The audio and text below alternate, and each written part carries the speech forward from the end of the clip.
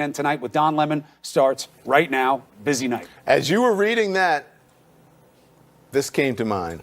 If you care about one celebrity liar, you know what I'm talking about, you got to equally care about another celebrity liar. A lie is a lie and a liar is a liar. So you can't say one is, oh, this is awful, this is terrible, which it is, and then say, oh, but he lies because people force him to lie.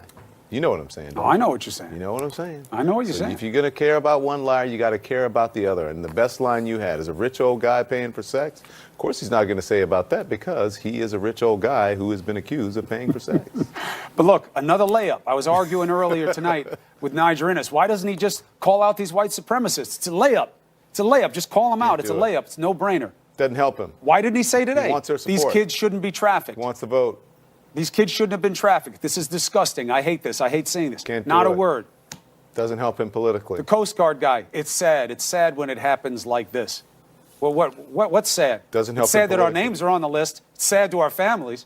He just doesn't say the right thing when he doesn't feel like saying the right thing. Period. When it doesn't help him with his base. Not going to do it. It's a busy week. I know you want to get out of here. I wish I was going with you, but I got to go along with the folks at home because they need to get some new information. You're coming with me in my heart, and I'll see you tomorrow anyway. I'll see you tomorrow. Chris and I will be appearing together. Better eat your Wheaties. Okay. See you, buddy. Lot Have a of good news. one. See you tomorrow. Thank you. This is CNN Tonight. I'm Don Lemon, and it is Friday. Usually, you know, Friday, quiet days. You can ease into the weekend. You know what that means now? It means fasten your seatbelts because we've got a bunch of big stories tonight, and we have a whole lot to talk about. So here's our breaking news. We're counting down to the deadline for Robert Mueller to submit his sentencing memorandum on Paul Manafort. And we have breaking news on Michael Cohen. CNN has learned that federal investigators have new information from him on Trump family business. We're going to dig into that in a moment. We also have got the very latest example of billionaires behaving badly. The owner of the Super Bowl champion New England Patriots, Robert Kraft, being charged with 2 counts of solicitation. The charge is linked to a sex trafficking sting that's been going on for months. Kraft is a longtime pal of the president, a fixture at Mar-a-Lago, which is just about half an hour away from the day spa where Kraft was allegedly caught on camera in the sting. Supposedly there's video of it as well. So here's what the president had to say about the whole thing today. It's very sad. I was very surprised to see it. He's proclaimed his innocence totally, but I'm very surprised to see it. We've also got some breaking news on R. Kelly, on the R. Kelly case. He has turned himself in tonight after he was indicted on 10 counts of aggravated criminal sexual abuse. That is a Class 2 felony involving 4 alleged victims. The incident accuses Kelly of sexual acts with 3 children, older than 13, younger than 17. That means 14 to 16, right? There is no age range listed for the other alleged victim. The charges say Kelly used force or the threat of force. He is denying the allegations, which came after decades of accusations from multiple young women of color and in the wake of the Lifetime documentary, Surviving R. Kelly. It's a fascinating documentary. We'll talk about that. And there's also news tonight on Jussie Smollett, on the Jussie Smollett case. His job on Empire may be on the line tonight after producers cut his character, Jamal Lyons, from the final 2 episodes of the season. Smollett insisted that he's innocent when he met with the cast of Empire last night. But if it turns out that police are right, if it turns out that he did falsely claim to be a victim, what does that do for real victims? Like the black women who for years couldn't get anyone to believe their accusations against R. Kelly. We're going to talk about all of that tonight. But I really want to begin with our breaking news on Michael Cohen. CNN has learned that federal investigators are talking to him about the Trump family businesses, including their insurance policies and claims at Trump properties. And that's not all the president has to worry about tonight. He doesn't know what is in that Mueller report, which a Justice Department official tells CNN is not expected next week after all. So that dark cloud still hanging over him, over the administration, over his family business, over him, his family. It's not going away. When will it be delivered? And will the American people ever get to see it is a big question. After all, guess who's paying for it? All of us, the taxpayers. That means you. The president says he hasn't talked to his attorney general about releasing the report. At some point, I guess I'll be talking about it. But you know the nice part? There was no collusion. There was no obstruction. There was no anything. So that's the nice part. No anything? No anything? Really? No anything.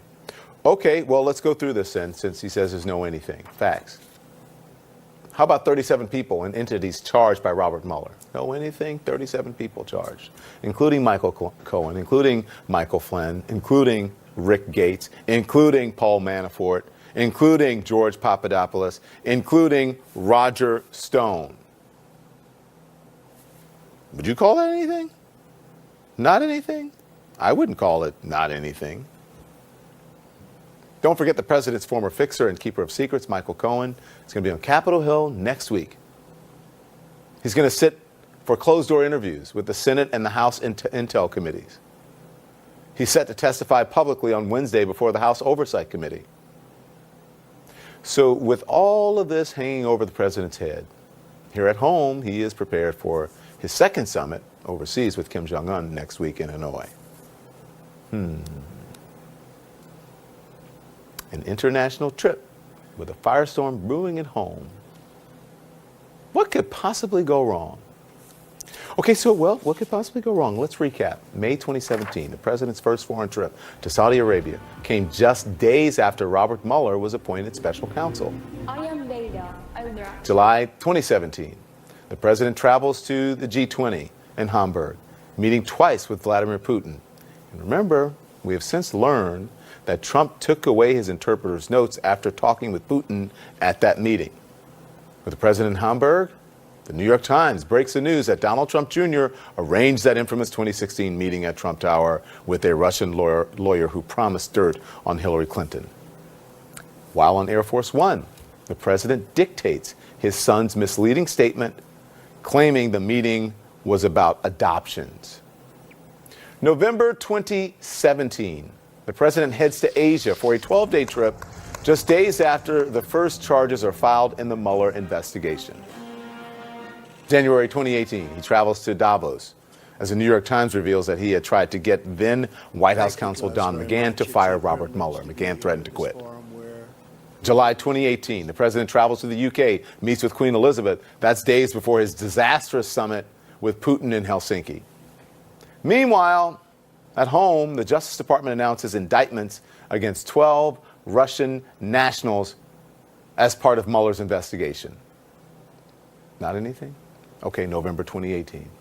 Trump travels to the G20 in Buenos Aires, telling reporters he was canceling a planned meeting with Putin because of Russia's meddling in Ukraine.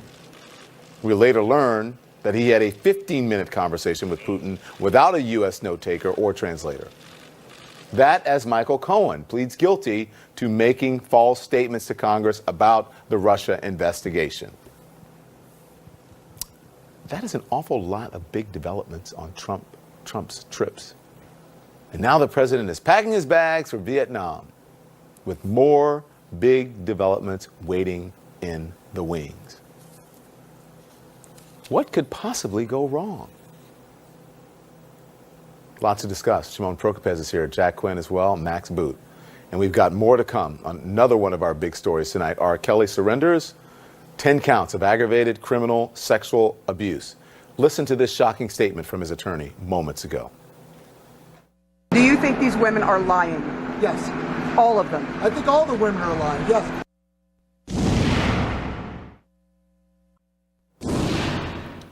So here's the breaking news, at least one of the breaking news stories we're going to talk about. The special counsel Robert Mueller due to file his sentencing memorandum about Paul Manafort with a federal judge in Washington by midnight. And in the filing, prosecutors will outline the facts they believe the judge should consider when sentencing Manafort, who pleaded guilty to conspiracy and witness tampering. Let's talk about this now. Symone Prokopez, Jack Quinn, and Max Boot. Max is the author of The Corrosion of Conservatism, Why I Left the Right. Good evening. Mr. Prokopez, hello. We're expecting this sentencing memo tonight. This is the filing where Mueller could potentially tell all ahead of this report. What might we learn? So there's a couple of things going on here, just so that people understand and what we're waiting for here.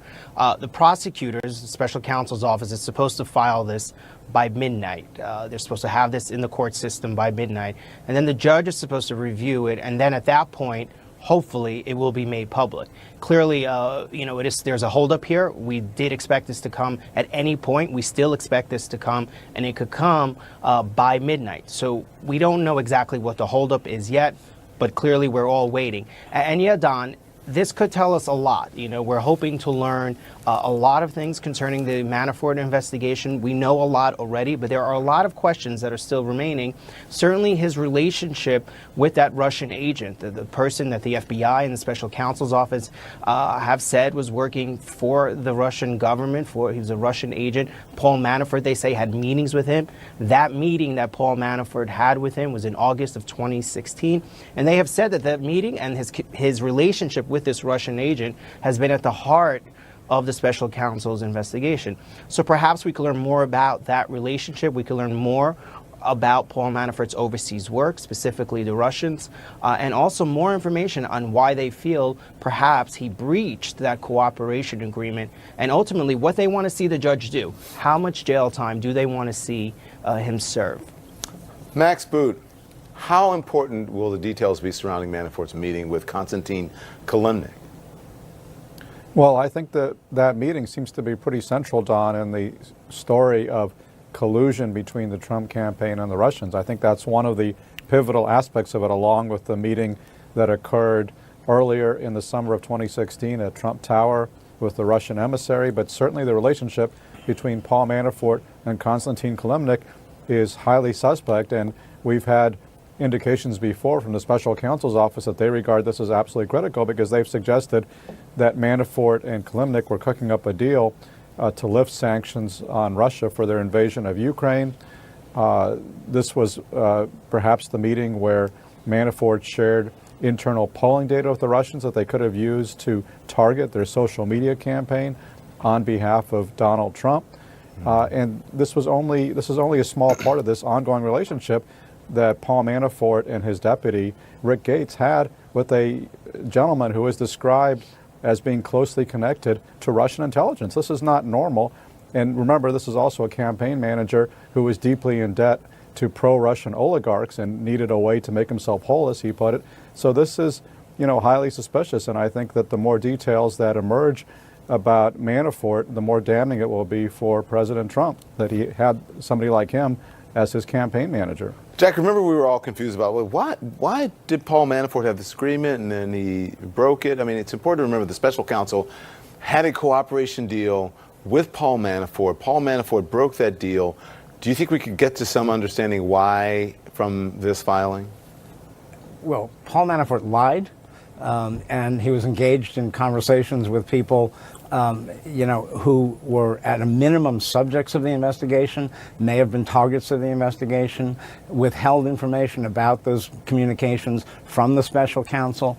Look, Paul Manafort's story, his life story, but certainly his story in the Mueller investigation, is that he lied, and then he lied, and then he lied again. And he couldn't help himself about everything. So the cooperation agreement was thrown in the wastebasket, except it's important to understand that all that tearing that agreement up did was relieve the special counsel of the obligations it undertook in that agreement. Paul Manafort's commitments, including his guilty pleas, stand. So where we stand now is that the special counsel has an opportunity to tell us more. He also has an opportunity to throw the book at Manafort by asking for even more time than he's already facing. I hope that the special counsel doesn't, just pile on years in the sentence. The guy's 69 years old. I think it's much more important that, as Max says, we hear an awful lot more about Konstantin Kilimnik and Paul Manafort and whether they were, as I suspect they were, critical links in the central question of the Mueller investigation, namely, was there coordination between the Trump campaign and Russia in the 2016 election? Okay. That's critical information. That's what I hope comes out of this filing. Symone, let me ask you let's talk about Michael Cohen, okay? The Southern District of New York prosecutor spoke with him to learn about insurance policies and claims at Trump properties. How much did they file and recover versus what they spent? I mean, was it done legitimately? Was it legal? I mean, this is a whole new set of problems for the president, it seems. It does seem that way, and certainly for the Trump organization. What's most interesting, I think, in this New York Times story that we've now confirmed is that they met with him in the last month. That I found to be the most interesting part, is that he has gone back to meet with the Southern District of New York. They found reason to believe that they should meet with him, and they did. And so this presents a new set of problems, certainly for the Trump organization, that they're looking at this insurance policy issue. There were other questions concerning the organization. They also asked him about his knowledge of the Trump inauguration, right? That they've been subpoenaed. They want all sorts of information from them. So he was providing information to the Southern District of New York on that. I think, for me, one of the most critical parts of all this happened in the last month.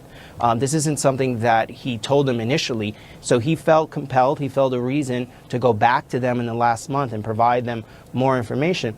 And just one final point, it could be what he's trying to do is still reduce his sentence. So he's hoping that if they perhaps deem this new information somehow helpful to their investigation, we've seen a subpoena now go out based on this information, somehow perhaps maybe he could get a further reduction in his jail sentence. Max, Cohen is still talking to the Southern District of New York, talking to Congress next week. Is this the exact reason why we've seen the president attack his former fixer so much? Well, it certainly seems like President Trump is nervous about something, and if he has nothing to hide, why does he continue hyperventilating on Twitter as he does about Mueller, Cohen, everything else? I think the Cohen investigation that the SDNY investigation that Michael Cohen is cooperating with, I think, is a real threat to Donald Trump. And just to underline a point that has been made on your show repeatedly, Mueller is only one line of inquiry into Donald Trump, and ultimately perhaps not the most damning. I mean, I've long thought that Donald Trump's business dealings do not withstand much scrutiny. And it sounds like the Southern District of New York is in fact looking into some of his business dealings. And, according to this report that we have, that Michael Cohen is coming to them with information about insurance claims. There was an AP story that Trump claimed a $17 million insurance reimbursement for Mar-a-Lago after a hurricane in 2005, even though everybody who was there said there was basically no damage. I mean, this is a fundamentally unethical businessman, unethical president. And this is, I think, why Donald Trump is so nervous. Remember, he laid out a red line for Mueller saying, you can't look into my financial affairs. And, it's hard to know exactly what Mueller looked into, but, reading the tea leaves, I get the sense that Mueller did interpret his mandate fairly strictly, fairly narrowly. But the SDNY, the Manhattan District Attorney, the New York Attorney General, all these various other investigative offices, they do have the ability to look into Donald Trump's finances. And this is going to take a lot of unraveling. I think this is something that Donald Trump should be as nervous about as he is about the Mueller probe.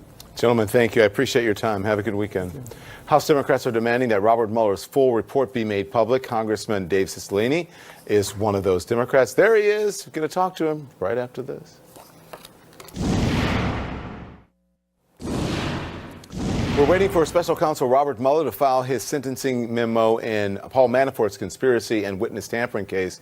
That, as Democrats are demanding to see Mueller's report on the Russia investigation when it is filed with Attorney General William Barr. Let's discuss now with Congressman David Cicilline, a Rhode Island Democrat who sits on the House Judiciary and Foreign Affairs committees. Never a dull moment. Here it is, Friday night, and we're talking very serious stuff. Thank you, Congressman. I appreciate you joining us here. You're demanding that this full Mueller report, that it be submitted, it is submitted to the DOJ, that it be made public. Give us a preview of the battle that we're going to see if this new AG, Bill Barr, only gives you a summary of this report.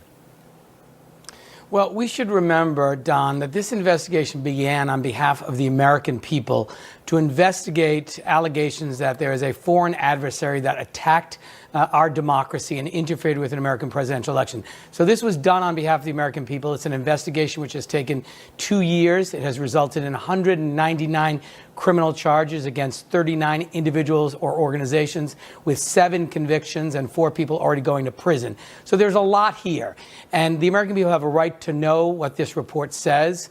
We'll first ask that it be produced. If the Attorney General doesn't produce it, we will subpoena it before the Judiciary Committee. If they then contest that in court, we'll litigate that. Next week, we will introduce legislation, a group of us, that will require that this report be made public. Such legislation has been introduced in the Senate. It's bipartisan. But this is really essential that the American people know all the facts, see the report. They paid for it. This is their investigation. You think you have enough votes? The American votes? people have a right to know. Yeah, we'll pass it out of committee. We'll pass it on the House floor for sure. I hope it'll pass out of the Senate, and then the president will have to decide whether or not to sign it. But we're going to fight to make sure the American people know the truth. We will use the courts. We will use the legislative process. We will use the subpoena power. But the American people have a right to know what this report says, and we're going to make sure they do. Do you believe Bill Barr, and what do you think he means when he says that he wants to be as transparent as possible? Well, I mean, I'm very concerned. As possible. You know, during Mr. Barr's confirmation hearing, I mean, first of all, remember, he auditioned for this job by doing a 20-page memo arguing very expansive executive power that he shared with the president's legal team before he was appointed. Very unusual as a private citizen to be kind of currying favor with the appointing president. But he did that. When he was confirmed, he said he would not recuse himself, even if the ethics officials suggested he should. He also would not commit to making this report available to the American people. That's very concerning. I think he has not demonstrated independence from the president, and I think we're going to have to fight for the disclosure of that report on behalf of the American people. Congressman, I want your reaction to the reporting that Paul Manafort is expected to face charges in New York if the president pardons him. Well, look, I think, the prosecuting authorities in New York, who have already apparently begun an investigation and convened a grand jury, have an oath. They have a responsibility to investigate and prosecute violations of the criminal law. And the fact that Mr. Manafort is facing a whole series of charges in the federal system doesn't relieve him from his culpability for any state offenses. They have a responsibility to uphold the rule of law. I think they intend to do that. And obviously, that's very serious for Mr. Manafort. He's facing a very long sentence in the federal prison system, and he may be facing prosecution for state crimes as well. Congressman, we're waiting on a lot of things to happen, and they could happen at any time. We may be seeing you tonight. Who knows? Over the weekend, we don't know. But thank you so much. I appreciate your time. My pleasure. Yeah. Within the last hour, R. Kelly surrendered to police after being charged with 10 counts of aggravated criminal sexual abuse. The details next.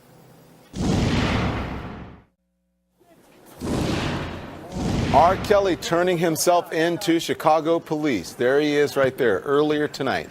He has been indicted on 10 counts of aggravated criminal sexual abuse, a Class 2 felony involving 4 alleged victims. Let's get right to CNN. Sarah Seidner is in Chicago with more. My gosh, Sarah, what a busy time for the folks in and around Chicago. Horrifying allegations made against R. Kelly. Give us the details. Absolutely. You just mentioned that there are 10 counts of criminal sexual abuse against 4 different women. That is coming from the state's attorneys. He was indicted today. We have known and have been reporting that there has been a grand jury. That grand jury convened last week. We know that there was more testimony that was done this week, and then the grand jury made a decision to indict the state's attorney, then put charges in front of them. Now, what we have learned in those charges is that 3 of the women that are mentioned, 3 of them, all were under the age of 17, so minors, when this alleged sexual abuse happened, according to the state's attorney.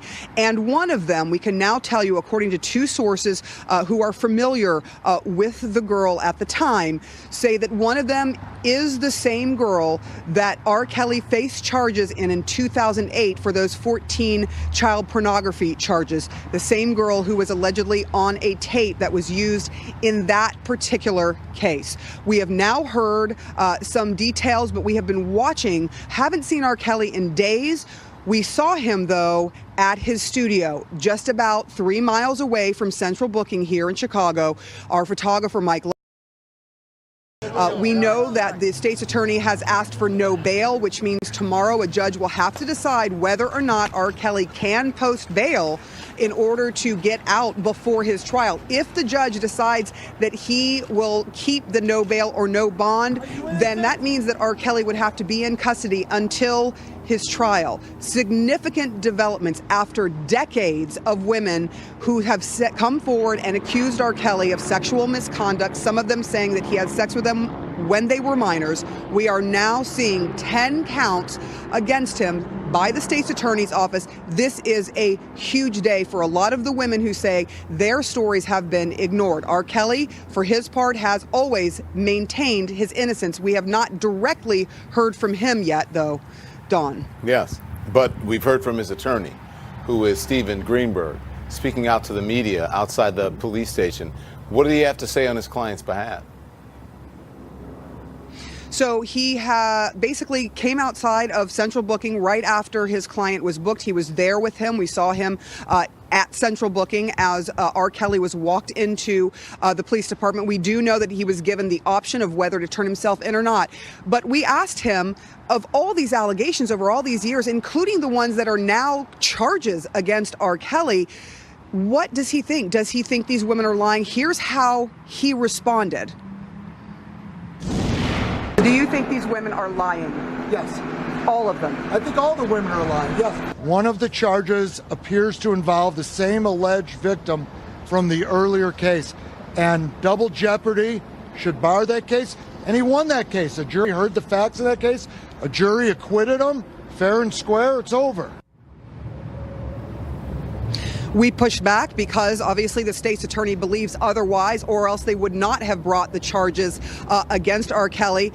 They have certainly looked into whether double jeopardy applies in that one case, but there are 3 other cases as well that have been brought up here now as well. And so, as you might imagine, the women would be very, very upset to hear that their stories are disbelieved. But he is R. Kelly's attorney, and this, Dawn, is the very first time that we have heard anything from R. Kelly's camp when it comes to these particular allegations. We've been waiting all day, asking all day for a response. We have finally gotten one right here on your show, Dawn. Sarah Seidner, thank you. Doing a great job out there. Sarah, thank you. I want to bring in now Joey Jackson and Reva Martin to discuss this. 2 very smart legal minds here. Reva's the author of Make It Rain, by the way. So good evening to both of you. Let's talk about this, Joey. I'm going to bring you in first. So he's in custody tonight. Obviously, there's some strong evidence, but clear it up. Are they going to, what does this mean when the no bail thing? So let's back it up. First of all, there's reason to pause. This is an indictment. Let's be clear about what an indictment is. Indictment is when you have 16 members of the community convene, a majority of which, that's 9, say that there's probable cause to believe that a crime was committed and that R. Kelly committed it. It's not a finding beyond a reasonable doubt. It's not that they were vetted. In other words, there's no cross-examination. There's no judge there. It's an indictment. Very significant, but it's an accusation. So not ready to convict him just yet. Now, what ends up happening ultimately, though, is that it has to go. He tomorrow will determination as to whether or not he gets bail. I do believe that he will get bail. A no bail warrant says, hey, you're not going anywhere till you see me. That is the judge. The judge then makes a decision about what bail, if any, is going to be offered. It may be a very high bail. He may get his passport that he has to surrender, but I do believe he'll be released. There are problems, however, that he's facing, and I have 3 major concerns. The first concern is the climate that we're in. We are in a time's up, Me Too movement client. That is, people are mad as heck and they're not going to take it anymore. And the chickens are coming home to roost, and the wheels of justice may move slow, but they're moving. That's one thing I'm concerned about if I'm defending him. The second and very important thing I'm concerned about is in that indictment there are 4 separate victims. You imagine those victims going and testifying in front of that jury, and it's not 1, it's not 2, it's not 3, it's 4.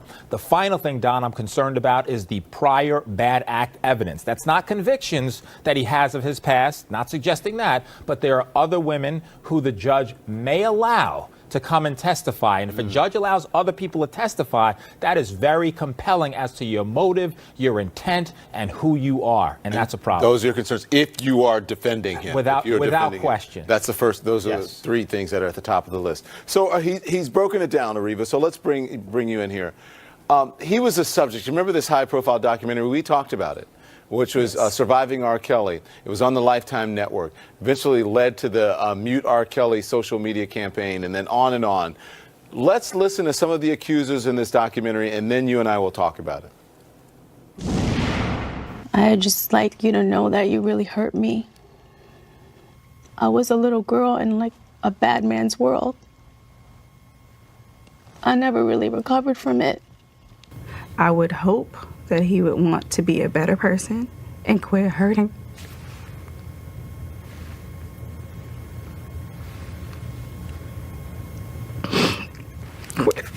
Quit hurting people. Quit hurting these girls. The film helped bring his abuse to light, Ariva, but why did it take a documentary to possibly get some legal action here? Well, lots of theories about that, Don. One starting with just the way black women and black girls are devalued in our society. There's been studies done on it. There have been reports written about it. There's scientific, studies that show that black women just aren't treated the same as non-African American women and girls. The adultification of black girls, black girls appear to be older. They don't need the kind of protection that, little white girls need.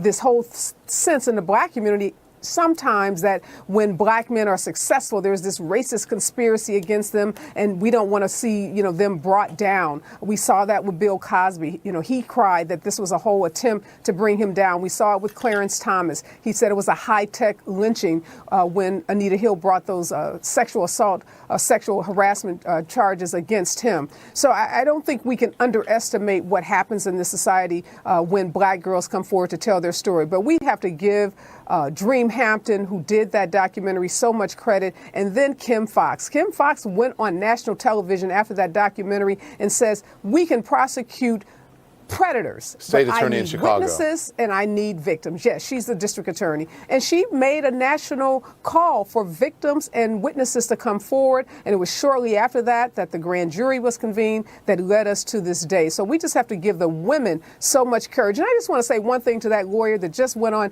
television and said all of those women are lying. He needs to know it is a new day.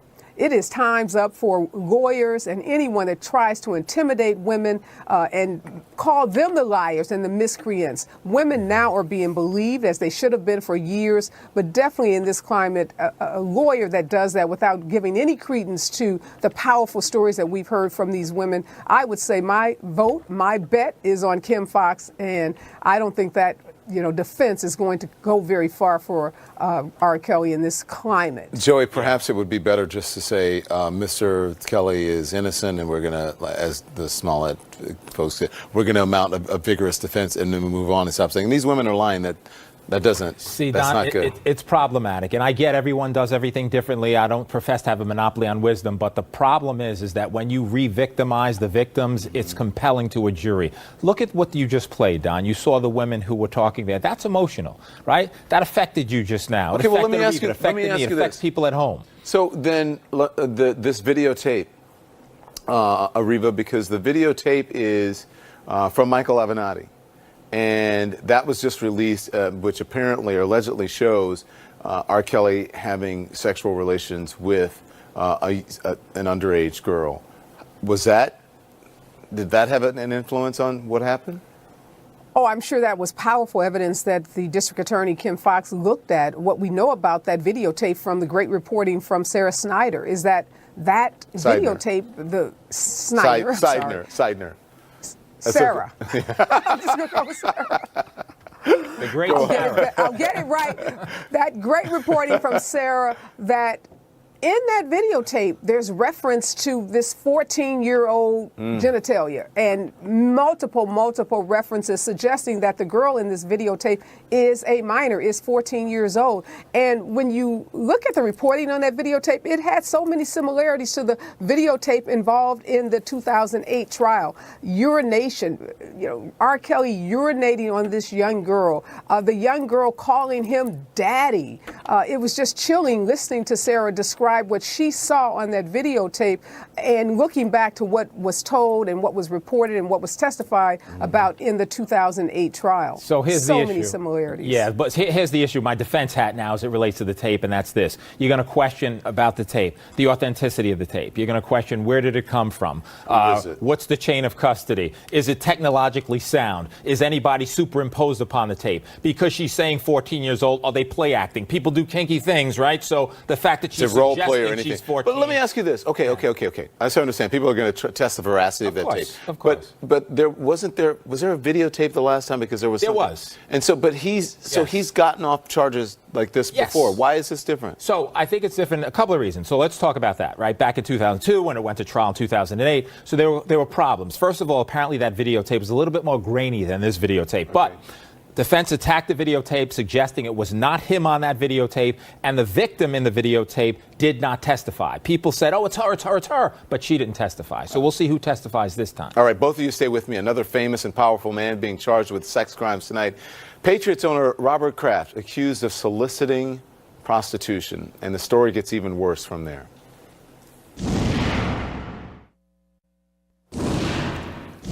New England Patriots owner Robert Kraft is facing charges of soliciting prostitution as part of a large-scale sex trafficking crackdown in Florida. CNN's Polo Sandoval joins us from West Palm Beach with the very latest on this. Polo, good evening to you. Robert Kraft is one of the most famous owners in football. His New England Patriots won the Super Bowl just 3 weeks ago. Now he's caught up in an undercover sex trafficking sting operation. What are you learning there tonight? It's certainly catching many people by surprise here, Don, and this is a massive both sex and human trafficking crackdown. We're told at least 190 so-called Johns already being basically pursued by authorities, charges being filed against them. As you mentioned, the most notable one is Robert Kraft, the owner of the New England Patriots. It seems to be really in the spotlight right now. Authorities saying that he, at least on 2 occasions, came to this day spa behind me in Jupiter, Florida, and was engaged in what authorities are describing as paid acts with some of the women who were allegedly forced to work here.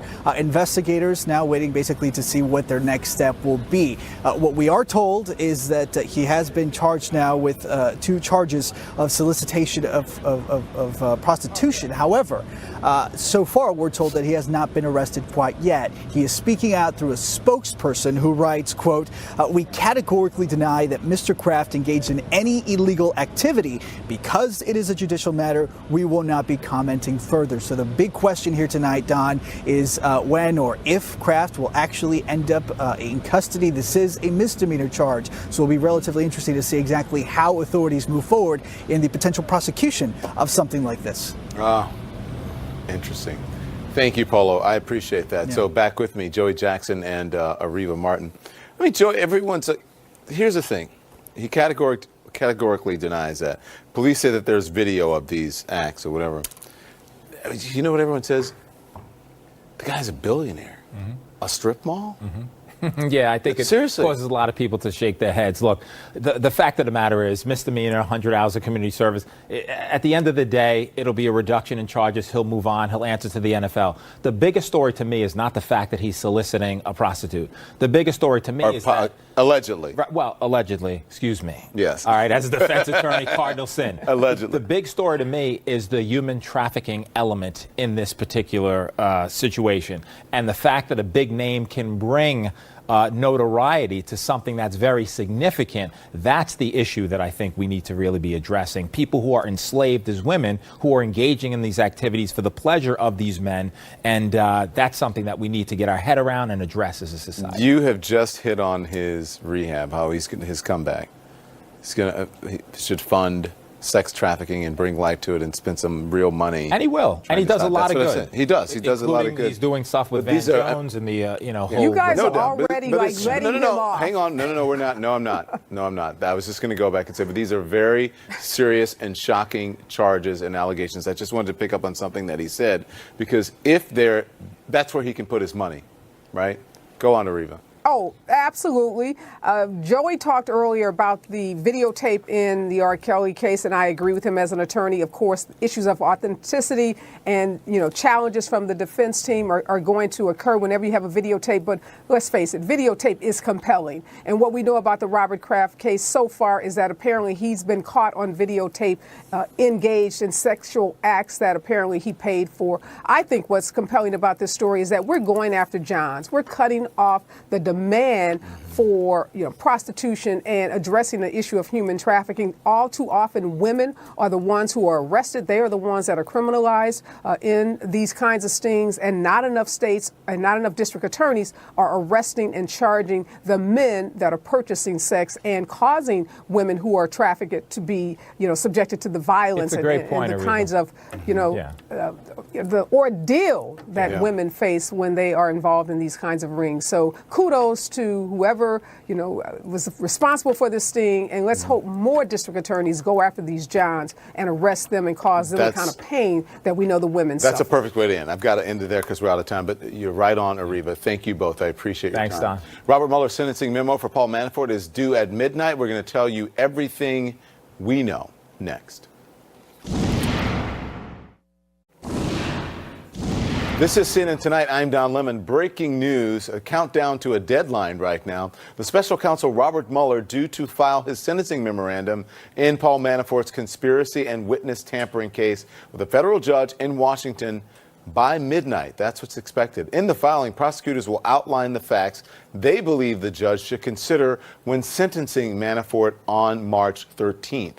Also breaking tonight, President Trump's former lawyer and fixer, Michael Cohen, meeting last month with federal prosecutors and giving them new information on Trump's family business, including details about insurance policies and claims at Trump properties, and providing information about a donor to the president's inaugural committee. There's lots to discuss. Mr. Symone Prokopez is here with the very latest. Symone, good evening to you. We're expecting this filing at any minute now. This could be the last big filing that we get from Mueller before he hands his report over to the Attorney General, Attorney General Barr.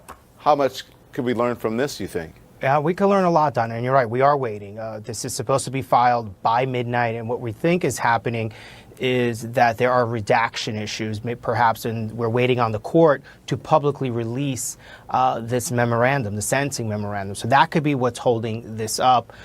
We don't know for sure, but certainly by this time we had expected that we would see it. This is a crucial piece of document in the Mueller investigation. As you said, this could perhaps be the last and most significant filing that we see in the Manafort investigation.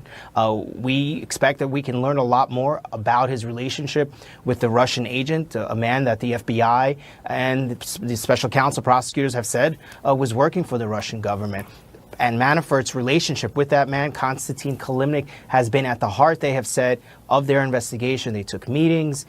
They know each other for quite some time. This is a person that he shared internal campaign polling data with. So there's a lot that we could really learn in this sentencing memorandum, certainly as to the Russia investigation, certainly as to the special counsel's investigation. Yeah. So how critical is Paul Manafort to the entire Mueller investigation? So he has been one of the most, I would say, critical parts of this investigation. Why that is because since the beginning, when they brought charges against him and his business partner and the man who was his deputy, Rick Gates, they wanted Paul Manafort to cooperate. Rick Gates, as we know, has been cooperating. Paul Manafort was sort of in the same shoes. He probably could have gotten the same deal that Rick Gates had gotten. And what he was crucial to, what we learned from his cooperation agreement, from the information that he provided to investigators and what they asked, had a lot to do with the Russians, right? There was that meeting with the Russian agent. They wanted to know more about their relationship. And there was one other key thing that we learned was that they were trying to get Paul Manafort to help them with a separate Department of Justice investigation that we know nothing about. And they have said that he lied to them. He lied to them when they started asking him questions about this other investigation. They say, the special counsel's office, that he was trying to protect someone. Yeah. Let's talk about Michael Cohen, because CNN has learned that Michael Cohen fed Manhattan federal prosecutors, investigators, new information on insurance policies and claims at Trump properties, information about inaugural committee, an inaugural committee donor. Is this significant? It's hugely significant. And why that is because it just tells you that the Southern District of New York is looking at everything. Anything that someone is coming to them and giving them information of perhaps criminal activity, conduct that they should be investigating that has to do with the Trump organization, the inaugural committee, anything, they're looking at it. And one of the things that I have found most interesting about this is that this came in the last month. Michael Cohen went to prosecutors, went to the FBI in New York, and provided them this new information in the last month. And we know that after that information was provided, a subpoena, a pretty striking and large, a request for large pieces of information from the Southern District of New York to the inaugural committee. They were asking for all sorts of information, a lot of information. So it just tells you that the Southern District of New York is looking into a whole host of things. Some of it, and probably most of it, we don't even know about. And like we've said, here, Don, on your show, this is one of the things that the president, that Donald Trump and the people around him are most concerned about, is the Southern District of New York. Symone, thank you. Appreciate it. Renato Mariotti is here, Juliet Kayyem, and David Chris. Let's continue on to discuss this. Good evening. Renato, this expected Mueller finding tonight could give us really some key information about Manafort's connections to Russia. What information are you looking for? Well, it's going to tell us not only about his connections with Russia, but it's going to tell us everything really that Manafort did and said, everything that Mueller knows about Manafort's background, because the judge is required to consider everything about Paul Manafort when sentencing him. So this is going to be the Bible on Paul Manafort. So there's a lot of interesting stuff there because he's been involved in a lot of misdeeds. And of course, there's a lot of interest about his interactions with the Russian, former Russian intelligence officer Klimnik. That, of course, has a lot of interest because of, for example, him providing that polling data. Now that that's public, will Mueller, feel that he can to discuss that? I think he probably won't. That'll still be redacted. But there will be some public portions of this that will probably provide new context about his relationship with Klimnik and other Russian oligarchs and so forth. There are a lot of questions about Manafort's contact with Konstantin Kilimnik, Juliet, a man thought to be connected to Russian intelligence. Prosecutors have said that Kilimnik is at the heart of this investigation. Could this case come down to that relationship? It really could. I mean, to a certain extent, the relationship between Manafort and Kilimnik is interesting and it's ongoing. And also this gem that sort of came out a couple weeks ago about the sharing of the polling data. I think what will be interesting will be, where did Manafort get that polling data from? And whoever he got it from in the campaign, did they know where it was going to go? Manafort was not in charge of polling or data. Others in the campaign were, including Jared Kushner. So I think that will be interesting to determine sort of what Mueller's folks know. But I have to admit, I think, everyone watching this right now sort of is like, we're the filler right now, because I'm surprised that this has not come out, that the filing has not come out yet. And so I'm wondering how much of it is actually going to be redacted, which will give us a hint of how much more Mueller is actually investigating at this stage. If a lot of it's redacted, it goes to ongoing investigations, which will tell us that while there may be a report relatively soon, these cases are going to exist throughout all of Donald Trump's first term, and if there's a second, a good chunk of that as well. What do you think Juliet? What do you think they're doing right? I got to get David in here, but Juliet, what do you think they're doing right now? Are they sitting around saying, listen, we've got to make sure that everything is perfect with this, it's all redacted, we can't reveal any more than we need to reveal? What do you think? Well, that would ultimately be the court's determination of what's redacted. So there could have been a filing earlier today in which the court is now determining what will or won't go public based on that, and so, or it may be that we're going to get something at 11:59 when a minute before the filing deadline, although some people have suggested that they don't know if it's a 3 a.m. Eastern Standard Time, midnight Pacific Time filing deadline. That's up to the, I know, we'll all be asleep. But I think, look, the redactions go to ongoing cases. So we know that these cases they're basically, you know, a case begets a case when it comes to Donald Trump. None of these ever end. They just expose more, potential illegality. David, you're shaking your head. Yeah, I think Juliet is right. I think the two questions that we need to answer, and we'll have answered hopefully by midnight Eastern Time, are one, what does Mueller want to say to the court about Manafort and his involvement and the extent to which, you know, he might be the loose thread which, when you pull it, unravels the whole sweater? And then how much of that is he prepared to make public? I myself, and I know Renata and Juliet probably been in the same boat, have been crashing on deadlines to do the redactions just right before the midnight filing deadline. And it can be a painstaking and awful process. And I imagine Mueller's folks are going through that process right now. And I have some sympathy for them. But we're all going to get to see this. And I think we're going to learn quite a bit by reading it. All right, well, so let's dig it a little bit deeper, David. Because you know he's only revealed a minimum. Right? And you sort of alluded to this before, the minimum amount of information that he's had throughout this investigation. Since it appears to be nearing an end, do you think that you expect this filing might be different? Is that what you're saying?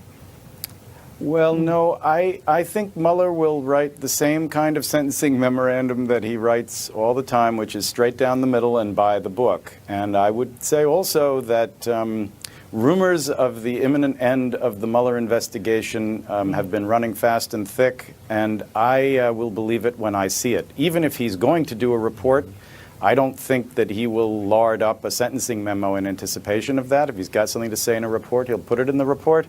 I'm not sure we're going to get the report anytime terribly soon. Maybe we will. And if we do get it, it may still not be the end. As Juliet was saying, Mueller has proliferated like a venture capitalist incubator, a whole series of startup investigations through a variety of U.S. attorneys' offices. So he's diversified the portfolio, and it will carry on even if he himself and his group are finished. Look at that. 11-10. David bringing it there.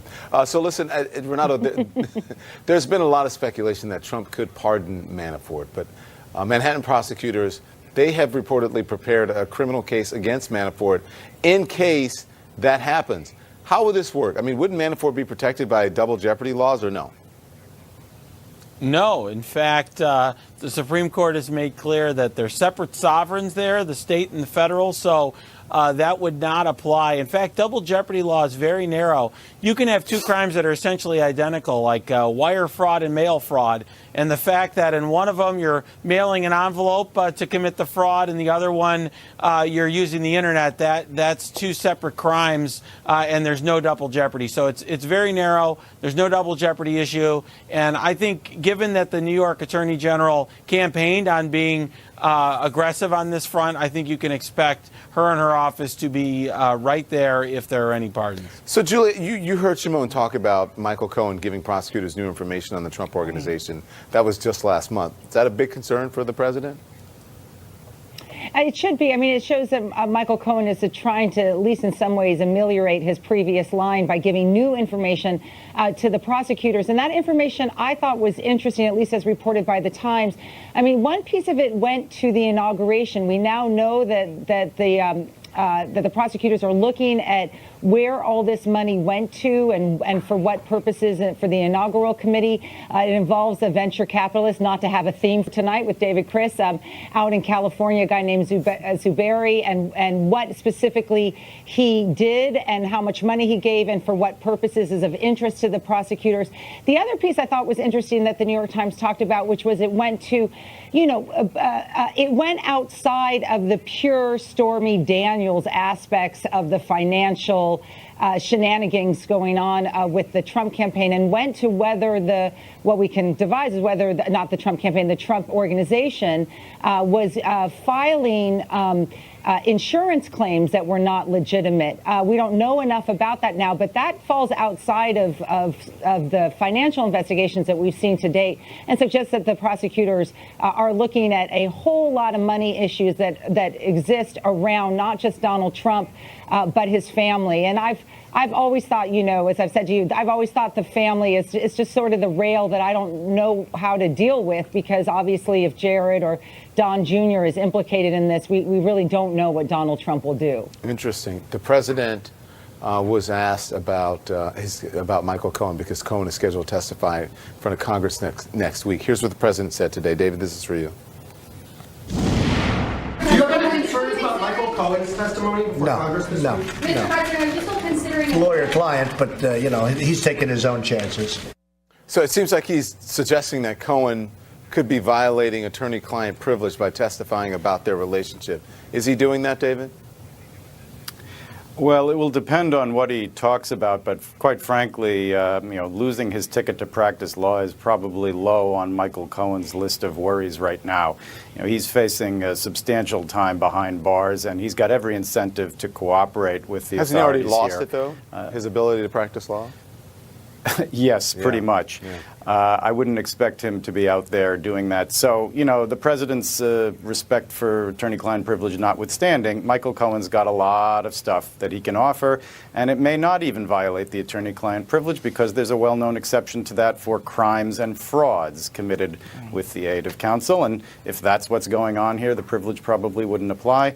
The old adage is, if you can get the lawyer or the accountant, you can get the keys to the kingdom. And so I would think the president is rightly very concerned about what Michael Cohen can deliver to federal prosecutors and others. All right, everyone. Midnight. Here we come. Try to stay up. Thank you all. I appreciate it. The signs are pointing to Mueller wrapping up his investigation very soon, but that's hardly the only investigation the president faces. Another is from the House Intel Committee. Congressman Denny Heck is on that committee, and Denny Heck is here next. So right now, we're counting down to the midnight deadline for the special counsel to file his sentencing memo against Paul Manafort. We've learned a lot from these memos in the past, so what can we expect this time? That's a big question. Here to discuss is Democratic Congressman Denny Heck, a member of the House Intelligence Committee.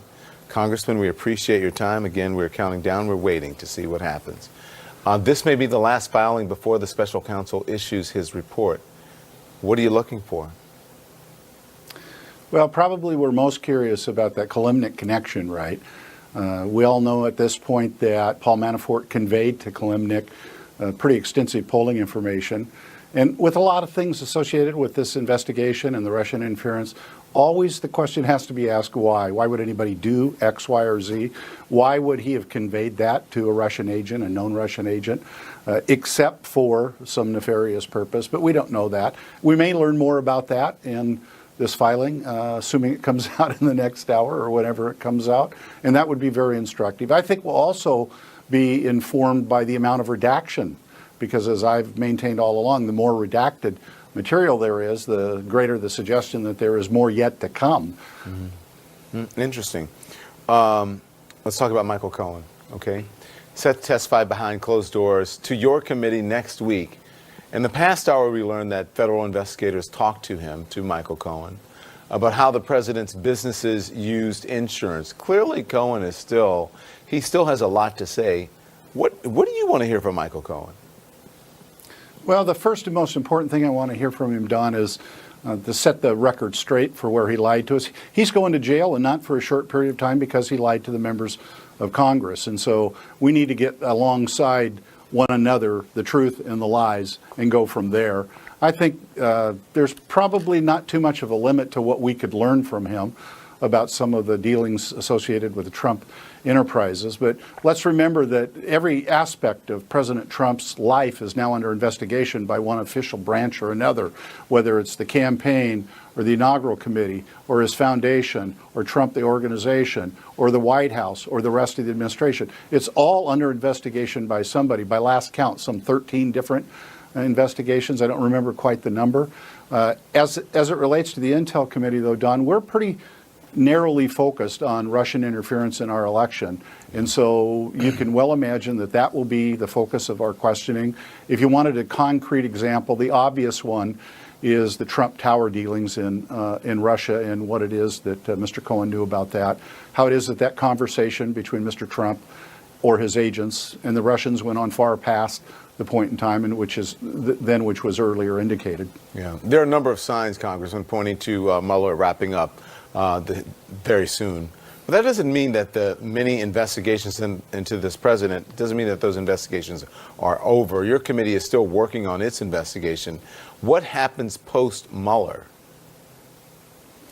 Well, it depends, of course, in part on what Mr. Mueller has done, but that brilliant legal mind David Criss said earlier on your program that he had performed somewhat like a venture capital firm, having spun out a lot of separate investigations by U.S. attorneys' offices here and there. And then we of course, now know that Cyrus Vance Jr.'s operation is engaged in some investigation. Our work will continue.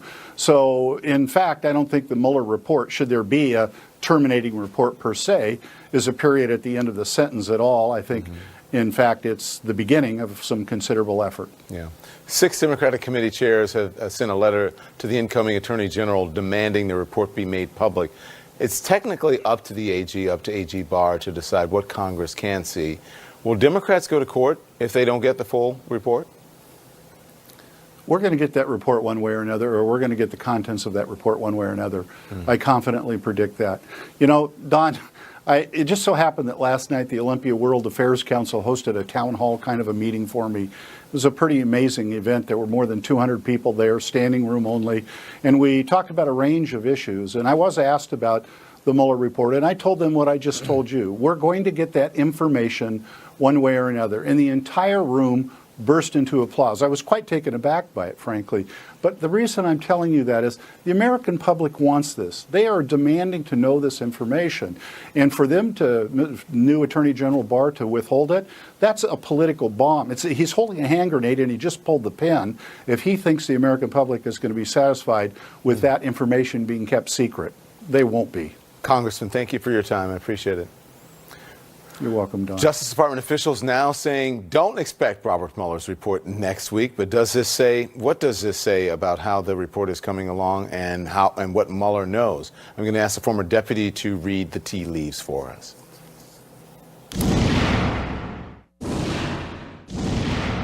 A Justice Department official tells CNN that Special Counsel Robert Mueller is now not expected to deliver his report next week. This as the president prepares for his summit in Vietnam with North Korean leader Kim Jong-un. John Pistol is here to discuss this. He served as a former deputy to then FBI Director Robert Mueller. So good to have you on. Thank you, sir. Thank you. It's good to be with you. You know, we don't know when Mueller will be filing the report, but one of the main questions is going to be, what will we see, if anything, and when it does release? And this is what the statutes of the special counsel says right here. It says, at the conclusion of the special counsel's work, he or she shall provide the Attorney General with a confidential report explaining the prosecution or declination decisions reached by the special counsel. Okay. Sounds very legalese. Right. What does that mean? Yeah, so I think what we might envision is something along the lines of a report that has really 2 sections. One would be basically a recitation of all the actions that the special counsel's office and perhaps U.S. attorneys' offices in New York, Northern Virginia, have done or taken as a result of referrals from the special counsel. So that section could be the indictments and the charges for some of the people, including Flynn and perhaps even Stone and Manafort and Cohen and the Russians and some of the other players. And that is something that then the Attorney General could turn around and turn over to satisfy some of the appetite that's out there to have something out of a report. Of course, that report's not going to contain, in all likelihood, any new information. The second part of that report might be a classified report, or could even be sensitive but unclassified or confidential, that it would be up to the Attorney General then to decide what, if any, part of that he would make public. Of course, Congress is demanding the full report. And so I think it will be interesting to see, again, whether there are two sections of that report and whether that's even made public. And then if there are, what happens to that more sensitive but perhaps unclassified portion that would provide perhaps, as Neil Cattell, former Solicitor General, acting SG in Department of Justice, had in a New York Times op-ed today, it could provide a roadmap to U.S. attorneys' offices, whether in Virginia, D.C., New York, or perhaps elsewhere, to follow up on as they are doing in certain instances. Okay, so listen, let's talk specifically about your experience as it comes to this in the special counsel, because as independent counsel investigating Bill Clinton, Ken Starr had a report hundreds of pages long. The special prosecutor, Leon Jaworski, laid out a roadmap of President Nixon's wrongdoing. Could it look like either of those, or is this different? No, I think this is different, Don, because I think this is something where Robert Mueller is following the mandate that he was given to investigate, prepare a report, and submit that report. So I don't see him going out and doing press conferences. I don't see him releasing the report publicly at all. I think he will keep with the tasking that he was given, which is to provide that to the Attorney General and then to walk away from it and then see what follow-up, if any, the individual U.S. attorney's offices or perhaps the Manhattan DA's office, as we're seeing, that they may file charges against Manafort. There's a grand jury apparently convened in Manhattan for that. And that would then address the double jeopardy issue. And if the president decided to pardon anybody, Manafort or somebody else, on the federal charges, that would not apply then to the state charges. So a number of different aspects, but interlinking here. John, what about any sealed indictments that Mueller might have? What happens to them once this report is filed? Well, so each of the individual U.S. attorney's offices, whether in District of Columbia or the Eastern District of Virginia, over in Arlington, Virginia, Southern District of New York, Eastern District of New York, Manhattan, and Brooklyn, they will proceed with those with the assistant U.S. attorney or who's ever handling those. And until Robert Mueller says something either in a press statement saying I'm wrapped up and concluding it, it's almost like the old, for some of your older viewers, the old E.F. Hutton commercial about when E.F. Hutton speaks, people listen, they turn and listen. So that's the same thing with Robert Mueller. When he speaks, people will listen. And whether he sets out any guidelines or that roadmap to what the future activity might be by those U.S. attorneys' offices, nobody knows other than him and perhaps the Attorney General. So I think it's let's see what, if anything, is announced when he provides a report to the Attorney General. All right. Thank you, John Pistol. Thank you. The president was asked today about the Coast Guard lieutenant who was allegedly plotting an attack on top Democrats and journalists. Do you think that you bear any responsibility for moderating your language when it comes to that? No, I don't. I think my language is very nice. Very nice. Really?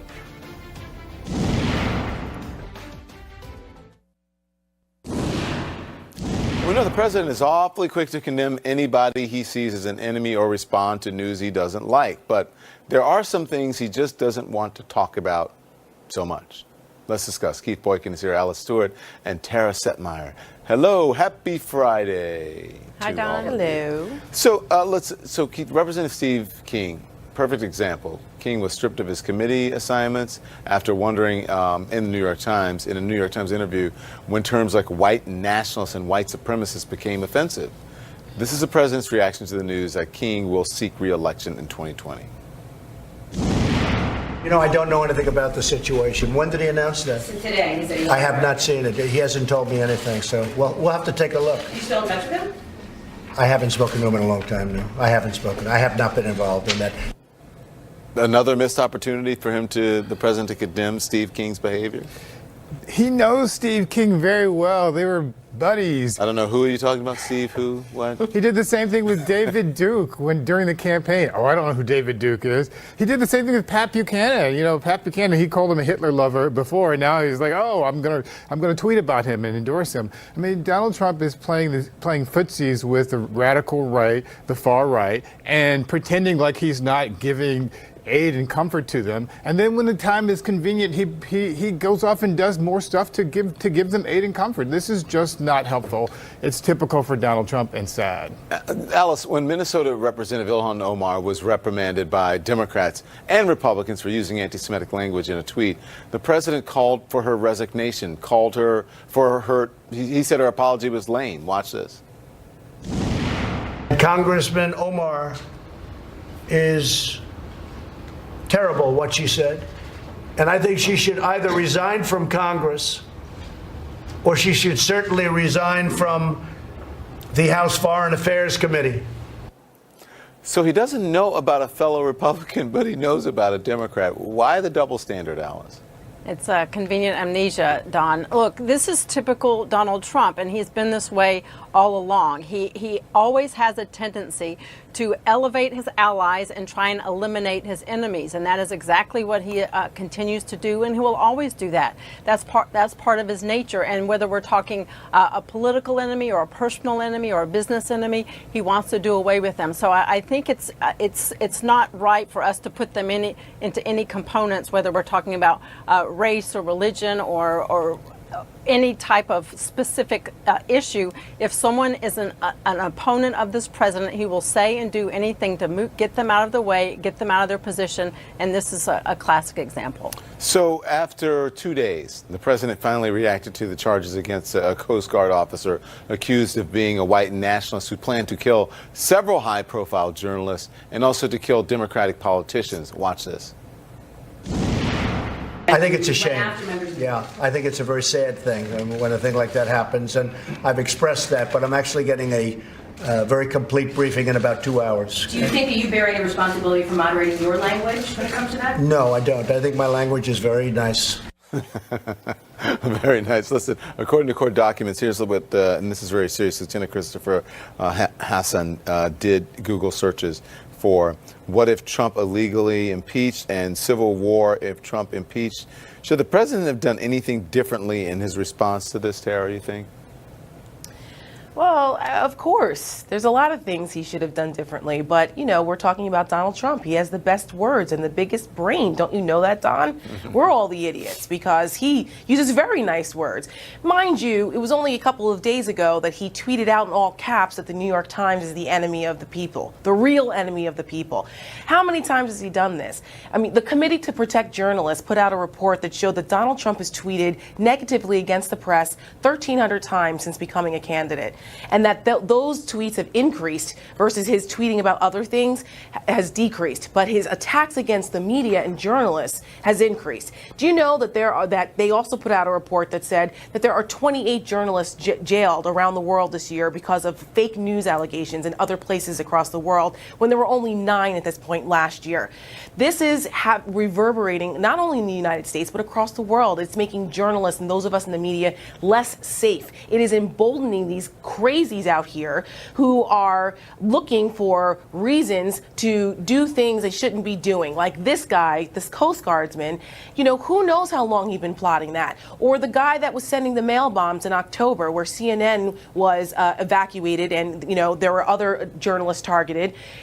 Who knows how long they've been thinking about that? And they see the President of the United States continuing to put these things out there like that. Words matter, especially coming from the President. Donald Trump is so irresponsible, and he's creating this environment where people think it's okay to target the media when that's not how we do things in this country. Well, so, yes, of course, Donald Trump could have handled it differently, but he's never going to change. This is who he is. I want to play. This is some of, he said, I think my language is very nice. This is, Alice, this is some of the nice language.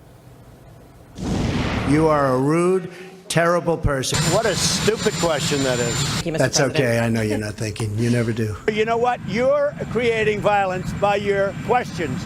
You know, you are creating you. Some of the media is terrific, but most of it, 70%, 75%, is absolute dishonest, absolute scum. Remember that. Scum. That's a short list, Don. Alice, yeah, I know. That is a short list. Don, if anyone in this country knows that words matter, it's Donald Trump, and that is exactly why he uses the words that he uses, going all the way back to Little Marco, Lion Ted. Can go down the whole list of his Republican challengers. At the same time, on occasion, he does say some nice things. But let me just say this: when we're talking about the Hassan situation, what he did was terrible, and I hate the fact that he singled out many people, including you. It's despicable, but he did that in the name of hate. And also this week we've been talking about the actor Smollett and what he did. Look, that was in the name, we don't know exactly what happened, but it appears this was in the name of greed. And I think to take any of these instances and blame Donald Trump for grown-up people making terrible, hateful, awful decisions, I think is irresponsible. Yes, but Donald Alice, Trump we has said some bad things. give Yes, Trump he a has said me, but I pass. think to blame this president for We this don't have to blame him despicable 100%, but he's responsible for creating an environment. All right, He's responsible for creating an environment. Let's not give it a pass, because we're desensitizing people Let's let to what Keith Donald Trump jump is in. doing every day. Go ahead, Keith, quickly, because I And got they to go. shouldn't be. Okay, Alice, just real quickly, we had President Obama. He didn't spend every day in his office tweeting about people he disliked. We've had other presidents, George W. Bush, Bill Clinton, other presidents who've never done this. This is unprecedented. What would really help, Alice, I know you're there sometimes, is if you would consistently call out Donald Trump and not allow Republicans to give him cover when he does this. Okay, look. He has created the climate, and he is the one who can help tamp down the atmosphere. If we care about someone's language, someone else's language, someone who says, you know, this is MAGA country, then we need to care about another person's language who says that journalists are enemy of the people. If we care about someone lying about a fake situation in Chicago, then we should care about the President of the United States lying. Both are liars. Well, one is accused of lying, and one we see lying every single day and gets a pass from his supporters every single day. If you care about one lie, you got to care about the other lie, especially when the other lie is coming from the president in the highest office, I'm not excusing the president at all. What he says and saying that media is the enemy of the people is absolutely, completely wrong. Okay. I've said that numerous times, but you can't blame him for everyone else's actions. Okay. But he can help create a better climate when That's he's great. not doing Thank you, guys. I got to And go. take Have a good responsibility weekend. for himself. Thank you, guys. We'll be right back. See you, Don. Thanks, Don. A new election has been ordered for North Carolina's 9th congressional district. That House seat has been open since the midterm elections nearly 4 months ago due to allegations of ballot fraud. The State Board of Elections refused back in December to certify the results in favor of Republican candidate Mark Harris, who is unofficially leading Democratic candidate Dan McCready by 905 votes. Harris denies his campaign was aware of or condoned improper activities. But now, even he says public confidence has been undermined and a new election is necessary. Joining me now is Democrat Dan McCready. Dan, boy, oh boy, here we go. Good evening. You kicked off your new campaign today with a rally. I mean, you're starting all over again. Well, it's been a very long campaign. We've been at this now nearly 2 years, believe it or not. So does this make you happy? You know, I've been kind of two minds about all this. On the one hand, I have to say it's been a long campaign, and I'm tired. I've got 4 little kids. We left it all in the field last November. We thought initially that we had lost, and then we're as surprised as anyone to see the State Board of Elections refuse to certify this race, and to see the depth and the breadth of this election fraud that some people are saying is the largest case of election fraud in living memory. But I've also come to realize, Don, that this culture of corruption that we saw here in North Carolina, this idea that politicians will put themselves before the people that they're supposed to serve, this is actually exactly why I felt a calling to serve in the first place. Yeah.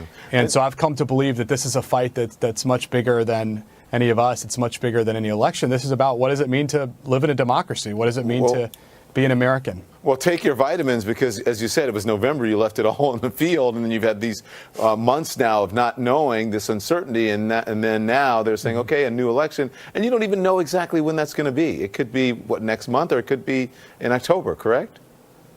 They have not set the date yet. We don't know exactly what the ballot's going to look like. A lot of people are taking a look at that, and I think we'll know more in the coming days. So let me ask you, you know, the president talks about voter fraud all the time, not in the way that this played out, right? Usually he's talking about Democrats or whatever trying to steal the election.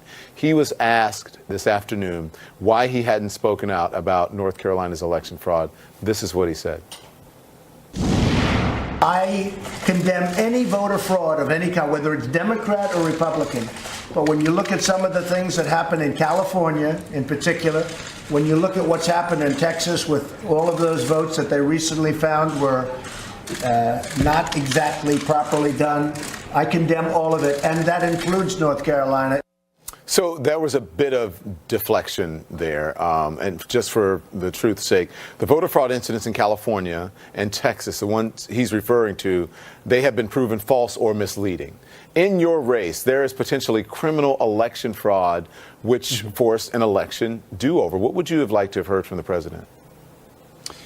Well, I think it's important, and I think this is a bit of a learning opportunity for a lot of people across the country, because what we had in North Carolina was actually not voter fraud. It was election fraud. You know, this was not voters doing anything wrong.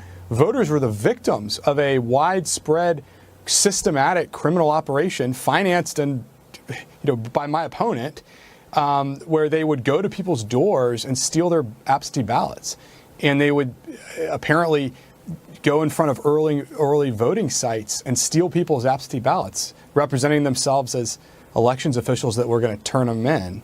And some of those were never counted. Ballots were manipulated. We heard testimony about people taking ballots and filling vote choices in, leaked early voting information from the Bladen County Board of Elections to Mark Harris's campaign. So this is actually election fraud. And I think that, you know, the most important thing was the historic victory that we had yesterday, where Republicans and Democrats on that board came together and said, we care about our democracy in North Carolina, and sent a message across this country, across the world, that this will not stand. We're going to fight for our right to vote here in North Carolina. That matters. So I think now let me ask you specifically, though, to my question. What would you have liked to have heard from the president? Well, it sounded like, that's the first time actually I've heard that clip, and it sounded like he did condemn the activity in North Carolina, which I appreciate. Having lived now through this over the course of many weeks, I would have appreciated a lot more people condemning, and a lot of people condemning what happened here earlier, because this is an attack on our democracy. Dan McCready, I appreciate your time. Thank you so much. Good to be on with you. And thanks for watching. Our coverage continues.